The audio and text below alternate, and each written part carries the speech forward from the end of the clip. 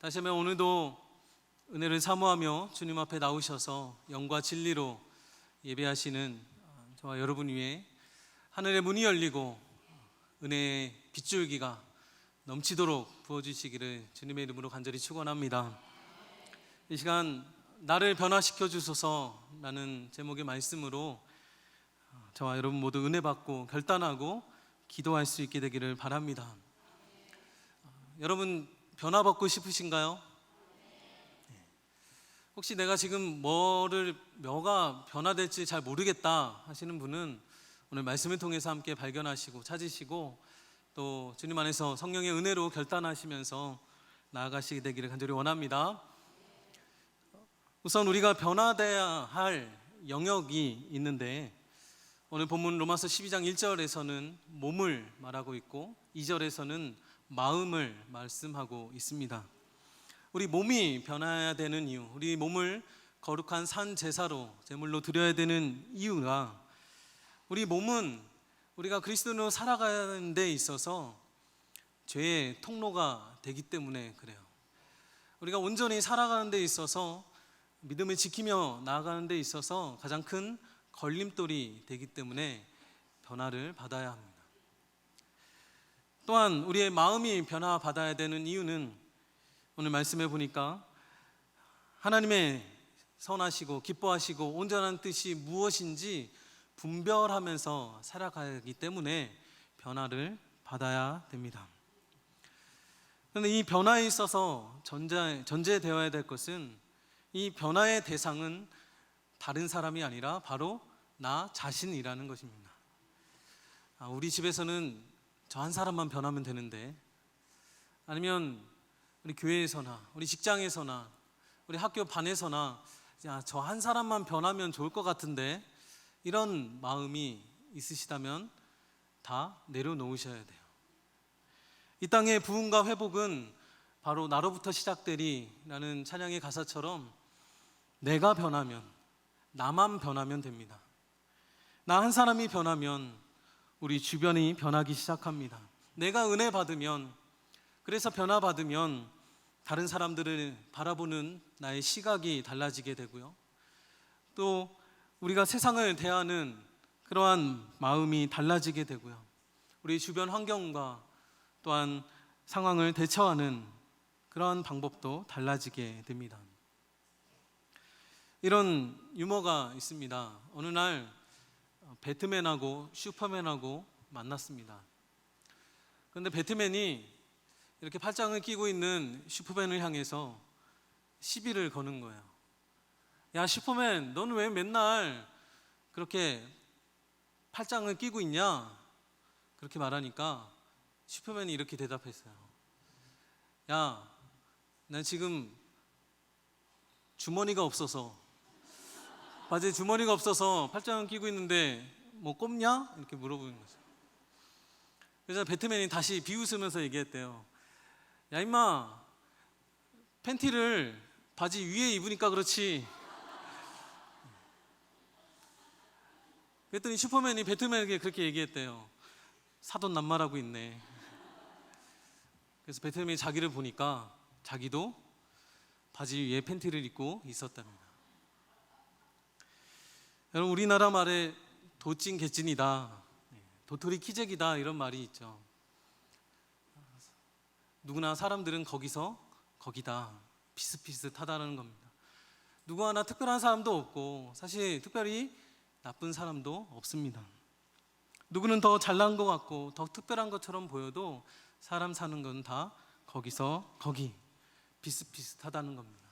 그렇기 때문에 누구를 비난할 것도 없고 나 자신을 너무 비참하게 볼 필요도 없다는 것입니다.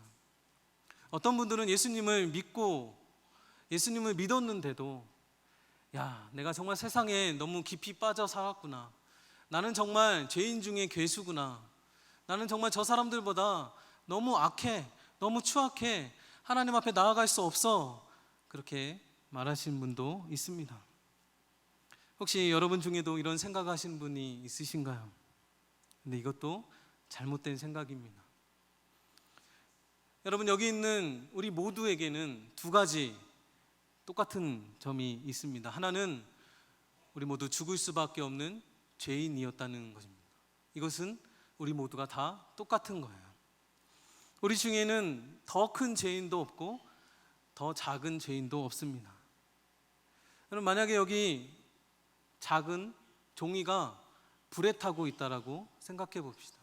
그럼 작은 불이면 그냥 놔둬도 될까요? 아니죠. 이 작은 불을 그냥 놔두면 여기 전체 모두를 태워버리는 큰 불이 되고 말 것입니다.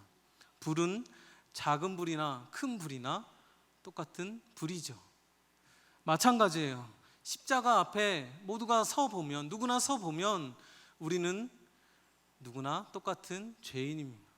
누가 더 큰 죄인이고 누군 더 작은 죄인이 될 수 있는 것은 아닙니다. 십자가 앞에 서 보면 그저 누가 가장 큰 죄인이에요? 내가 가장 큰 죄인이에요. 왜냐하면 예수님께서 십자가를 지신 이유는 나를 살리기 위해서잖아요. 나 한 사람의 죄를 구원하시기 위해서, 나 한 사람의 죄를 용서하시기 위해서 하나님의 아들 그 예수님이 십자가를 지셨기 때문에 그래요. 그것을 보여주시는 것이 바로 십자가입니다.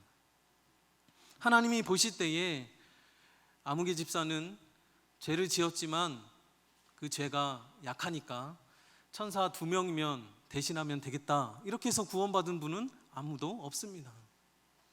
한 사람 한 사람, 한 분 한 분 모두가 하나님께서 자신의 아들을 내어줌으로써 죄에서 건지신 귀한 분들이라는 것입니다. 이러한 믿음의 시각으로 사람들을 보면 우리가 다른 사람을 정죄하거나 판단하거나 탓할 것이 없어요. 서로 만나면 동병상련인 거죠. 아, 당신도 죽을 죄인이셨군요. 나도 죽을 죄인이었습니다. 그렇게 우리는 다 같은 죄인이었다는 것입니다. 그리고 또 한 가지 우리 모두가 똑같은 것이 하나 있는데 그것은 예수님 안에서 우리는 모두 의롭게 되었다는 것입니다. 내가 주님 앞에서 죄인임을 인정하고 내가 주님과 함께 십자가에서 죽었고 또 주님과 함께 다시 살아났음을, 그렇게 주님으로부터 새 생명을 얻었음을, 그 복음을 믿으면 우리는 하나님으로부터 의롭다 여김을 받습니다. 그런데 이때 누구는 더 의롭다함을 받고 누구는 덜 의롭다함을 받는 것은 아닙니다. 성경에 나오는 변화받은 하나님의 사람 중에 사도 바울이 있죠. 사도 바울은 예수님을 만나서 한순간에 회심한 후에 그는 하나님의 손에 붙들려서 평생 살아갑니다. 목숨을 걸고 복음을 전하고 성도들을 살리고 교회를 세워나갑니다. 죽을 땐 목이 잘려서 순교를 당했습니다. 그러면 여러분 질문을 드립니다. 사도 바울 정도면 여기 있는 우리보다 더 의로운 분이신가요? 아닙니다. 그렇지 않습니다. 물론 우리가 사도 바울에 비해서 좀 더 죄를 더 지을 수도 있고 하나님의 말씀에 불순종할 때가 있어도 저와 여러분이 진정 예수님을 영접했다면 하나님 앞에서 그 의로움은 우리의 의로움이나 사도 바울의 의로움이나 모두 같은 것입니다. 하나님은 사도 바울이나 우리에게 동일하게 너는 의롭구나 라고 말씀하고 계십니다. 어떻게 그럴 수가 있죠? 그것은 의로움의 근거가 사도 바울이나 우리에게 있지 않기 때문입니다. 우리 고린도전서 1장 30절로 31절 말씀 함께 봉독하시겠습니다. 너희는 하나님으로부터 나서 그리스도 예수 안에 있고 우리에게 지혜와 의로움과 거룩함과 구원함이 되셨으니 기록된 바 자랑하는 자는 주 안에서 자랑하라 함과 같게 하려 함이라.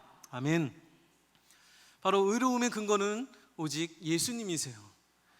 그래서 누가 더 의롭다 아니다 비교할 것도 자랑할 것도 없다는 말씀입니다. 여러분, 사도 바울 안에 있는 의로움이 되신 예수님은 그대로 저와 여러분 안에 오셨어요. 예수님이 바울에게는 전 존재로 와 계시고 저와 여러분에게는 한 발만 담고 계신 것이 아니라는 것입니다. 때로 우리가 어떻게 삶을 살고 또 어떻게 일을 해야 하고 우리가 교회 안에서 어떻게 봉사를 하느냐에 따라서 하나님의 사랑과 은혜가 달라질 수도 있겠다 생각할 때가 있습니다. 그러나 이것은 오해입니다. 우리가 하나님으로 받은 그 사랑과 은혜는 이미 완전한 사랑과 은혜입니다. 특히 죄사함을 받고 의롭게 된 은혜는 우리 모두에게 이미 완전히 이루어졌습니다. 우리 로마서 4장 5절 말씀인데요, 우리 함께 봉독하시겠습니다. 이를 아니할지라도 경건하지 아니한 자를 의롭다 하시는 이를 믿는 자에게는 그의 믿음을 의로 여기시나니. 아멘. 이 말씀은 우리가 지금까지 어떤 일을 했고 앞으로 하나님을 위해서 어떤 일을 할 것이냐에 우리의 의로움이 달려있지 않다는 것입니다. 이미 예수님을 믿는 믿음으로 예수님의 완전한 의가 나의 의로움이 되었다는 거예요. 그 의로움이 앞으로 더해지거나 덜해지는 것이 아니라는 것입니다. 그래서 여러분, 우리 그리스도인은 의로운 자가 되기 위해서 사는 자들이 아닙니다. 한때 종교개혁자 마틴 루터가 한동안 이렇게 살았죠. 어떻게 하면 내가 죄에서 벗어나고 내가 의로운 자로 여김을 받을 수 있을까? 그래서 그는 온갖 고행을 다합니다. 금식도 하고 또 여러 가지 선행도 하고 봉사도 합니다. 로마에 가서 스칼라 상타라고 부르는 빌라도 계단을 한 계단 한 계단 올라가면서 무릎으로 올라가면서 기도도 했어요. 그런데 그의 마음 가운데 평안이 없는 거예요. 구원을 위해서 선행과 봉사가 필요하고, 그리고 하나님께 능력을 받아야만, 그래야만 한다고, 행함으로 의인이 된다고 배웠는데 그렇지 않은 것을 깨달은 거예요. 로마서 1장 17절 말씀, 복음에는 하나님의 의가 나타나서 믿음으로 믿음에 이르게 하나니 기록된 바 오직 의인은 믿음으로 말미암아 살리라 함과 같으니라. 이 말씀을 읽으면서 마틴 루터가 깨닫게 되는 거죠. 내가 달라질 수 있는, 변화받을 수 있는 것, 구원받을 수 있는 것은 내 힘으로, 내 능력으로, 내 노력으로 되는 것이 아니구나. 오직 믿음으로 구원받고 변화되는 거구나. 그것을 깨닫게 되고 그때부터 종교개혁이 시작됩니다. 이렇듯 예수님을 영접한 우리는 의로운 자가 되기 위해서 사는 자가 아니라 이미 의로운 자가 되었다는 믿음으로 사는 자인 것입니다. 바로 그 믿음 위에서 우리는 변화받는 삶의 시작되는 것이죠. 여러분, 흔히 사람이 잘 변하지 않는다 그렇게 말을 합니다. 어쩌면 이번 여름 설연에 가서 은혜 받은 우리의 자녀들도 집에 돌아가서 몇 날 며칠 지나고 보니까 별로 달라진 게 없는 것처럼 보일 수 있어요. 우리 어른들도 예배 시간에 찬양에, 기도에 은혜를 받고 결단하고 하나님께 약속을 해도 작심삼일이 되는 경우도 많이 보게 됩니다. 세상에 많은 범죄자들이 똑같은 범죄를 2번, 3번 반복해서 짓는 것 또한 사람이 쉽게 변하지 않기 때문일 것입니다. 3살 버릇이 80까지 가는 법이고 자기 버릇을 개에게 못 주는 법입니다. 알코올 중독자나 게임 중독자가 스스로 자신의 심각성을 깨닫고 거기서 헤어나오기는 참 어렵습니다. 중독이라는 것이 그래서 무서운 거죠. 자기도 모르게 빠져들어서 다시금 일상생활로 돌아오는 것이 참 어렵습니다. 또한 여러분, 평생 부부가 함께 같이 살았어도 아내의 잔소리 때문에 남편이 변화되었다는 말은 아마 보지 못하셨을 겁니다. 이렇게 한 사람의 삶이 변화되고 그의 행동과 습관이 달라지고 새롭게 된다는 것은 사람의 힘과 노력으로 될 수가 있는 것이 아닙니다. 그래서 여러분, 변화의 주체는 내가 아니라 누구세요? 예수님이세요. 우리의 근본적인 변화, 존재적인 변화, 우리가 죄에서 구원받는 것, 우리가 의롭게 되는 것, 그 모두가 오직 예수 그리스도를 통해서만 이루어진다는 것입니다. 물론 내가 더 기도해야 되고 이렇게 은혜의 자리에 나와야 하고 또한 들리는 주의 말씀에 순종도 해야 하는 노력도 필요하지만 이 모든 것을 통해서 결과적으로 변화를 이루시는 분은 오직 예수 그리스도십니다. 그분께서 나에게 이런 마음을 주시는 거예요. 내가 이대로 계속 살아서는 안 되겠다. 더 이상 이렇게 살 수는 없다. 새로운 삶을 시작해야 돼. 이런 마음을 하나님께서 주시고 결단과 용기를 주십니다. 주님이 주신 그 마음을 허투루 생각하지 않고 버리지 않고 그 마음을 붙들고 주님께 나아가면 그때부터 주님께서 우리를 도우시고 이끌어 가시는 것입니다. 그런데 우리는 그러한 변화를 다 한 번쯤은 경험한 사람들입니다. 왜냐하면 우리는 모두 구원을 받은 사람들이기 때문입니다. 우리가 죄의 자녀로 사탄의 종으로 있다가 하나님의 자녀로 우리의 신분이 바뀌어졌습니다. 죄인이었다가 의인이 된 사람들입니다. 영적으로 죽어져 있다가 이제는 깨어나서 새로운 생명을 얻은 자들입니다. 더러운 죄의 옷을 입고 있다가 그리스도의 새로운 옷을 입은 사람들입니다. 그 무엇으로도 바꿀 수 없는 변화를 경험한 사람들입니다. 여러분 믿으시나요? 여러분 혹시 여러분 중에 나는 예수 믿기 전으로 돌아가고 싶다 하시는 분 계신가요? 난 앞으로도 변화되기 싫어, 그냥 이대로가 좋아 하시는 분 계신가요? 없으시죠? 우리가 경험한 변화는 이 세상의 금은보화로도 살 수 없는 것이고 이 세상의 명예와 권력과도 바꿀 수 없는 것입니다. 이 전 세계의 모든 사람들의 지식과 지혜와 힘을 다 모은다고 해도 얻을 수 있는 것이 아닙니다. 이 변화는 오직 예수 그리스도로만 가능한 것입니다. 이제 우리는 이 변화에 대해서 두 가지 측면으로 나누어서 생각해 보고자 합니다. 하나는 지금 나의 안 좋은 상태에서 좋은 상태로의 변화, 또 하나는 지금 나의 좋은 상태에서 더 좋은 상태로의 변화입니다. 그럼 먼저 우리에게 있어서 안 좋은 상태는 어떤 상태일까요? 내 몸에 건강에 문제가 생겨서 병에 걸렸거나 경기가 안 좋아서 사업이 점점 어려워지거나 공부하는 학생의 경우 공부를 열심히 했는데도 성적이 잘 안 나오는 경우들 말하겠죠. 대학 진학이나 회사에 취직하는 것에 어려움일 수도 있습니다. 어쩌면 오늘 우리가 가지고 나온 기도 제목 중에 많은 부분을 차지하고 있는 부분이 바로 지금 나에게 있는 안 좋은 상태에서 좋은 상태로의 변화일 것입니다. 그래서 우리는 하나님의 도우심을 구합니다. 병든 몸이 예전의 건강한 상태로 돌아갈 수 있기를 하나님의 치유하심을 구합니다. 계속해서 없어지고 부족해지는 우리의 부분들을 하나님의 회복하심을 또한 구합니다. 뭔가 얽혀있는 부분에 있어서 잘 풀어지기를 하나님께서 우리의 삶 가운데 형통하게 잘 되게 하시기를 그렇게 구합니다. 이러한 변화를 우리는 원하고 바라고 기도합니다. 그런데 우리에게 있어서 가장 안 좋은 상태는 바로 죄 가운데 빠져 있는 상태입니다.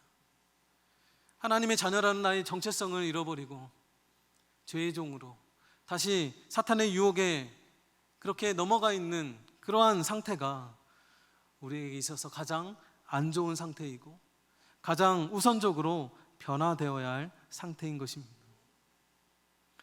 성경의 인물 중에 우리와 비슷한 변화를 원했던 한 사람이 있습니다. 바로 베드로입니다. 우리는 베드로라는 이름이 친숙하지만 그의 원래 이름은 시몬이죠.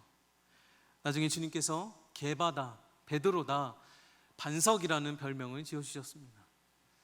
우리 마태복음 16장 16절로 18절까지 있는 말씀 함께 봉독하시겠습니다. 시몬 베드로가 대답하여 이르되 주는 그리스도시요 살아계신 하나님의 아들이시니이다. 바요나 시몬아 네가 복이 있도다. 이를 내게 알게 한 이는 혈육이 아니요 하늘 계신 내 아버지시니라. 또 내가 내게 이르노니 너는 베드로라. 내가 이 반석 위에 내 교회를 세우리니 음부의 권세가 이기지 못하리라. 아멘. 이 베드로의 훌륭한 신앙 고백을 예수님께서 칭찬하시면서 먼저 그를 어떻게 부르시죠? 바요나 시모나 이렇게 부르세요.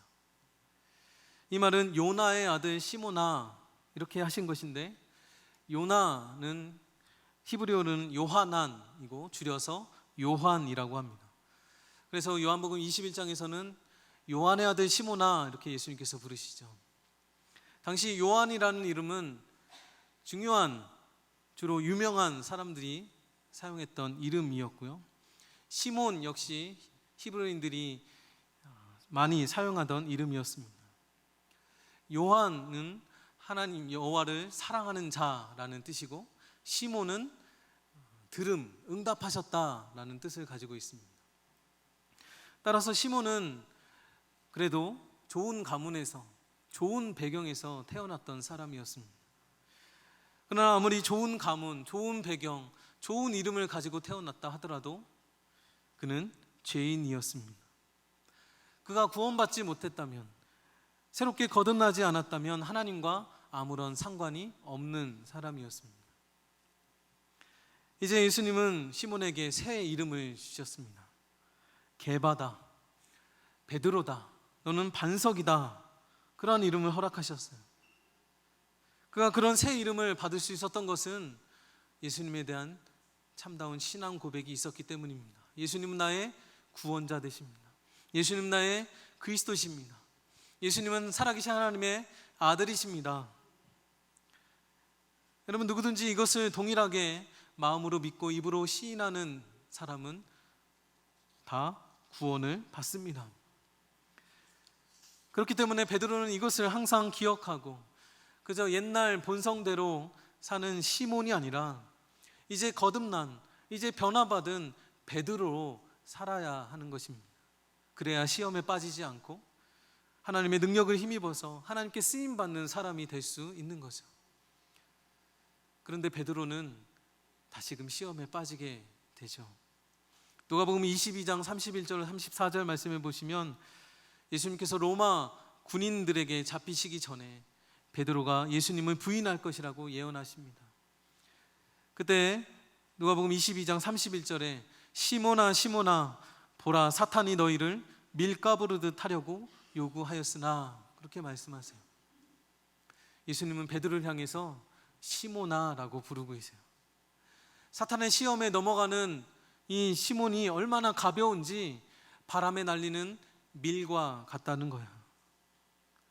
그러나 베드로라면, 반석이라면 어떠한 시험에도 흔들리지 않고 사탄도 어떻게 할 수 없다는 거죠. 예수님께서 부활하신 후에 갈릴리 호숫가에서 베드로를 다시 만나셔서 그를 부르십니다. 베드로야 이렇게 부르시나요? 아니에요. 요한의 아들 시몬아 이렇게 부르세요. 시몬이라는 이름으로는 사탄의 시험을 이길 수 없고, 그리고 예수님을 진정으로 사랑할 수도 없다는 겁니다. 아무리 우리가 인간적으로, 의지적으로 결심하고 그래 나는 할 수 있어 자신감을 갖다 하더라도 옛날 본성대로 사는 시몬으로는 어떤 영적인 싸움도 할 수 없고 영적인 상황에서 무능할 뿐이라는 겁니다. 하지만 베드로는 다릅니다. 주님께 변화받은 베드로는 그러한 이름으로는 이제 비록 실수하고 넘어진다 할지라도 그 이름을 주신 주님이 함께 하심으로 다시 일어서고 승리할 수 있는 것입니다. 결국 오순절 성령을 체험하고 나서 베드로는 주님을 위해서라면 목숨을 내어놓으면서까지 그렇게 사랑하는 자로 살아가다라는 것입니다. 여러분, 구원받은 저와 여러분에게도 우리 주님은 새 이름을 주셨습니다. 우리도 처음에는 시몬이었다면 이제는 시몬 베드로였다가 다음에는 베드로라는 시몬이었다가 이제 완전히 시몬이라는 이름은 다 떼어버리고 베드로만 그렇게 불릴 수 있어야 된다는 겁니다. 육신적인 옛사람의 이름을 벗어나서 하나님의 자녀의 완전함에 이를 수 있어야 됩니다. 요한의 아들 시몬이 하나님의 아들 베드로가 될 수 있었던 것은 바로 예수님께서 그 요한의 아들 시몬을 위해서 자신의 몸을 내어주시고 십자가를 지셨기 때문입니다. 우리의 지금 안 좋은 상태에서 좋은 상태로의 변화를 바라고 치유와 회복을 바라고 있지만 근본적으로는 우리의 전 존재, 전 인격, 결국 내 삶의 주인이 달라져야 한다는 것입니다. 여러분, 내가 주인 삼고 있는 것, 지금 내 안에 가득한 것이 무엇인가? 그것이 내 욕심과 내 생각과 내 고집과 중독된 죄라면 우리는 이 모든 것을 다 비워야 합니다. 내가 이거 놓으면 당장 죽을 것 같은데 그것을 붙잡고 있는 그것을 놓아야, 그 쥔 손을 펴야, 그래야 주님께서 여러분의 손을 잡을 수 있습니다. 그 비어진 마음에 주님으로 가득 채우시고, 그리고 주님의 능력의 오른손이 여러분을 붙드시면 여러분, 우리는 달라질 수 있습니다. 새로운 삶을 살 수가 있는 것입니다. 여러분, 지금 여러분은 어떤 이름으로 불리고 계신가요? 여전히 나의 옛사람의 이름은 아닌지, 그저 시몬으로만 살아가고 있지는 않은지 돌아보시고, 그래서 이제는 나는 예수 믿는 학생입니다. 나는 예수 믿는 청년입니다. 나는 예수 믿는 성도입니다. 나는 하나님의 자녀입니다. 나는 택함받은, 부르심은 받은 하나님의 백성입니다. 그렇게 믿음으로 선포하시고, 또 그렇게 불리시는 대로 저와 여러분이 살아갈 수 있게 되기를 주님의 이름으로 간절히 축원합니다. 여러분, 또 한 가지의 측면의 변화는 지금의 좋은 상태에서 더 좋은 상태로의 변화입니다. 기독교 교리로 성화라고 말하는데요, 구원받은 우리가 처음에는 어린아이와 같은 신앙에 있다가 점점 자라나서 그리스도의 완전한 장성한 분량에 이르기까지 한 걸음 한 걸음 나아가는 과정을 말합니다. 지금 은혜 받은 상태, 지금 주님과 함께하고 있는 상태도 좋지만 거기에만 머물러 있어서는 안 된다는 거예요. 변화사에서 예수님이 변화받는 모습을 보고 베드로는 그곳에 장막을 짓고 그냥 눌러 앉아 있고 싶어 했습니다. 그러나 예수님은 산을 내려가자고 하십니다. 삶으로, 일상으로 돌아가야 거기에 우리가 맡겨진 사명이 있고, 그리고 더 위대한 일들이 우리를 기다리고 있다라고 말씀하십니다. 더 큰 은혜를 사모하고 더 위대한 사명을 이루기 위해서 한 걸음 전진해야 한다는 것입니다. 우리는 지금 목사로, 장로로, 권사로, 집사로, 성도로 나의 직분, 나의 사역에만 그렇게 만족하며 머물러고 있는 것은 아닌지 우리는 돌아봐야 합니다. 지금 혹시나 우리가 오래 굳어져 있는 그런 판에 박힌 신앙생활을 하고 있지는 않은지 우리는 살펴야 한다는 것입니다. 그래서 이제는 우리 안으로부터 이 습관적인 신앙에서 벗어나기를 갈망해야 하는 것입니다. 이 습관적인 종교 생활에서 벗어나기를 갈망하는 데서부터 더 좋은 상태로의 변화, 성화의 첫걸음이 시작되는 거예요. 여러분, 우리에게 이러한 갈망이 있기를 바랍니다. 거듭나기를 원하는 갈망, 변화되기를 원하는 갈망, 성화되기를 바라는 갈망이 있기를 바랍니다. 그래서 우리의 심령이 새롭게 되은, 영적으로 새로워지는 저와 여러분이 되시기를 주님의 이름으로 간절히 축원합니다. 오늘 본문의 2절 말씀인데요, 우리 함께 로마서 12장 2절 말씀 함께 봉독하시겠습니다. 너희는 이 세대를 본받지 말고 오직 마음을 새롭게 함으로 변화를 받아 하나님의 선하시고 기뻐하시고 온전하신 뜻이 무엇인지 분별하도록 하라. 아멘. 이 본문을 유진 피터슨의 메시지 성경에는 이렇게 기록하고 있습니다. 문화에 너무 잘 순응하여 아무 생각 없이 동화되어 버리는 일이 없도록 하십시오. 대신에 여러분은 하나님께 시선을 고정하십시오. 그러면 속에서부터 변화가 일어날 것입니다. 그분께서 여러분에게 바라시는 것을 흔쾌히 인정하고 조금도 머뭇거리지 말고 거기에 응하십시오. 여러분을 둘러싸고 있는 문화는 늘 여러분을 미숙한 수준으로 끌어낮추려 하지만 하나님께서는 언제나 여러분에게서 최선의 것을 이끌어내시고 여러분 안에 멋진 성숙을 길러주십니다. 아멘. 여러분, 우리가 반드시 변화받아야 될 부분이 무엇입니까? 바로 우리의 마음이에요. 혹 우리의 마음이 이 세상에 빼앗겨 버린 것은 아닌가? 이 세상의 문화에 너무나 잘 순응하여 버리고 아무 생각 없이 동화되어 버려서 생기는 문제들이 너무나 많지는 않은가요? 하나님은 오늘 본문을 통해서, 사도 바울을 통해서 저 여러분에게 도전하고 계십니다. 지금 너의 시선이 어디를 향하고 있느냐? 지금 너의 시선이 어디에 빼앗겨 있느냐? 그곳에 너의 마음도 있지 않느냐? 이제는 너의 시선을 하나님께만 고정시켜라. 그러면 너의 속에서부터 변화가 일어날 것이다. 우리의 마음이, 우리의 시선이 다른 데 빼앗겨 있다면 우리의 신앙은 늘 그저 미숙한 수준에 머무를 수밖에 없을 것입니다. 그러다가 저 밑바닥까지 내려가게 되고 결국에는 하나님을 저버릴 수도 있겠습니다. 그러나 그러한 결과를 이뤄내지 않기 위해선 우리의 시선을 오직 하나님께만 고정해야 합니다. 그분은 저 멀리 하늘에 계신 분이 아닙니다. 가장 가까운 곳, 우리 안에 계십니다. 우리 안에 계신 그 하나님의 음성에 귀를 기울여야 됩니다. 내 안에 가득했던 죄와 욕심과 생각이 다 비워졌다면 이제는 우리 안에 성령으로 가득 채워야 되고 하나님의 말씀으로 가득 채워야 합니다. 그래야 마귀의 유혹이 틈타지 못하고 우리를 시험하고 유혹해도 우리는 넘어지지 않게 되는 것입니다. 그렇게 주의 말씀이, 주의 음성이 들려올 때에 주님이 나에게 말씀하시는구나. 예, 주님, 제가 듣겠습니다. 그렇게 흔쾌히 아멘으로 인정하고 조금도 머뭇거리지 말고 거기에 순종하는 것입니다. 그럴 때에 하나님께서는 언제나 우리에게서 최선의 것을 이끌어내시고 우리 안에 거룩한 성숙을 길러주실 것입니다. 저는 2009년도 5월 달에 목사 안수를 받았습니다. 그 무렵에 개인적으로 참 사역적으로 가정적으로 참 힘들었던 것 같아요.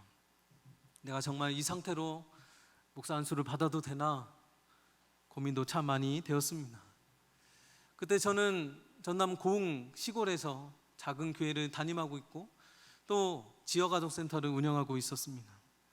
월요일부터 토요일까지 약 30여 명의 아이들을 돌봐야만 했습니다.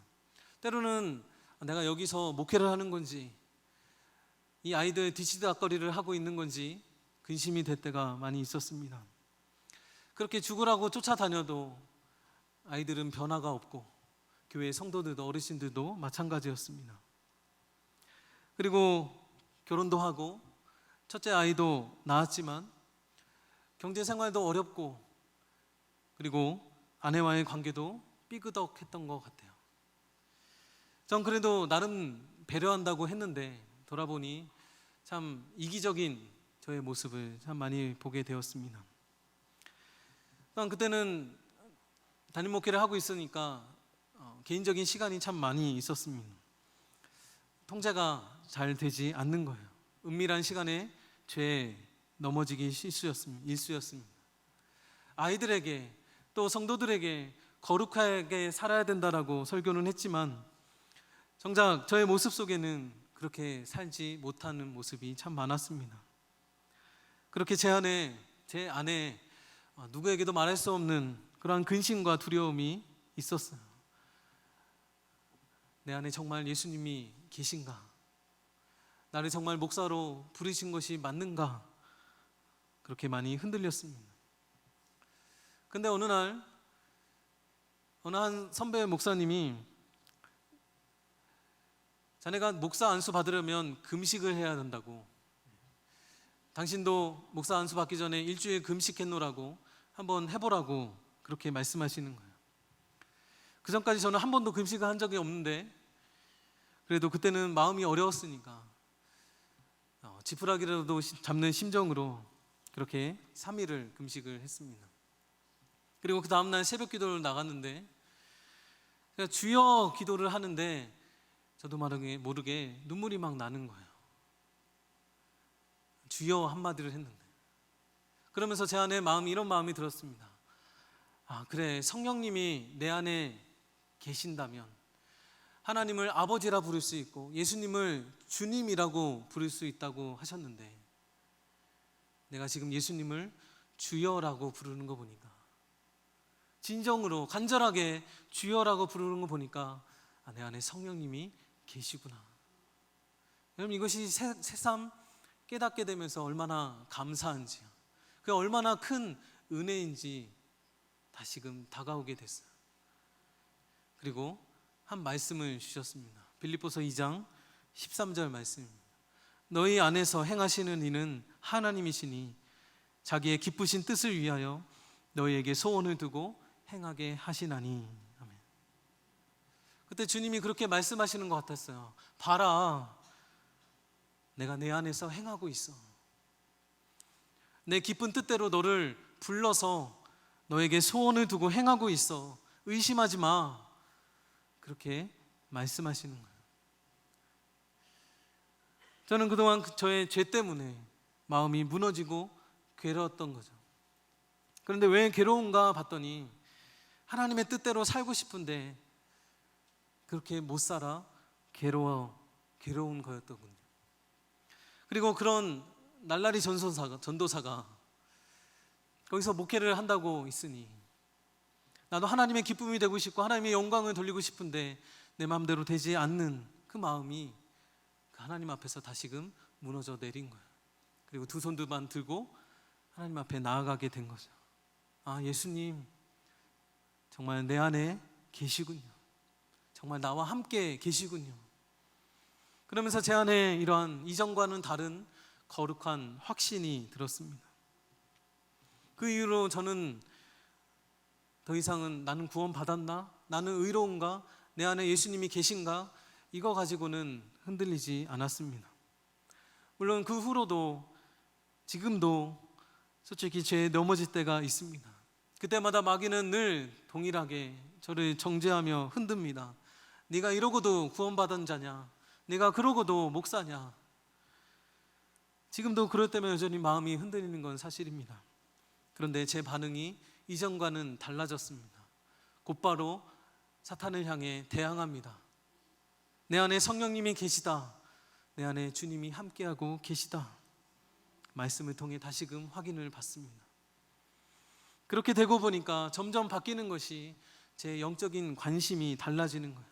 이제는 그저 내 안에 예수님이 계신가 안 계신가 이거였다가 이제는 내 안에 계신 예수님과 어떻게 하면 함께 살 수 있을까? 어떻게 하면 동행할 수 있을까? 한순간도 어떻게 하면 떨어지지 않을 수 있을까? 그렇게 달라지게 되더라는 겁니다. 여러분에게도 거룩한 확신과 거룩한 은혜가 동일하게 충만하게 임하시기를 간절히 바랍니다. 사탄은 지금도 저 여러분을 넘어뜨리려고 우리를 삼키려고 그렇게 호시탐탐 노리고 있습니다. 너는 변화될 수 없다고, 너는 그냥 그 모양 그대로 살아야 된다고 우리를 정죄하고 있습니다. 하지만 여러분, 우리는 이 영적 전쟁의 승리를 위해서 마음을 다잡아야 합니다. 그러기 위해서는 우리의 마음 가운데 변화가 있어야 됩니다. 이 시간 우리 하나님 앞에 간절하게 나를 변화시켜 주소서, 다른 사람, 다른 가족들 말고 나를 변화시켜 달라고 간절히 기도할 수 있게 되기를 바랍니다. 우리의 몸과 마음이 성령으로 인해서 새롭게 변화를 받아서 우리 안에 살아계신 그분과 함께 늘 동행하고 그분과 가까이 살아가는, 그래서 성화되는 삶을 날마다 살아가시는 저와 여러분이 되시기를 우리 주님의 이름으로 간절히 축원합니다.